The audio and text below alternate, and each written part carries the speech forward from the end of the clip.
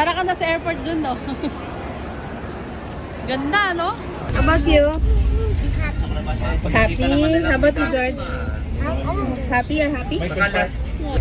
Oh.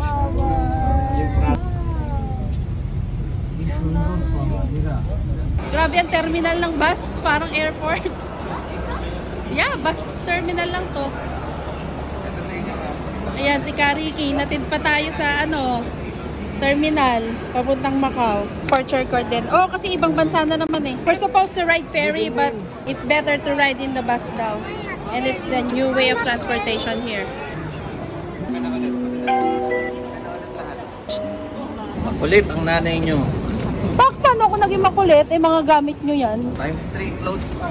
Magduulit daw ng damit. Isang damit ay 3 beses gagamitin. Ang asawa ko, brief niya mga 5 beses. Walking pretty lang. Oh. Kaya gusto maraming dala. See, the bridge is so long. A very long bridge to Macau.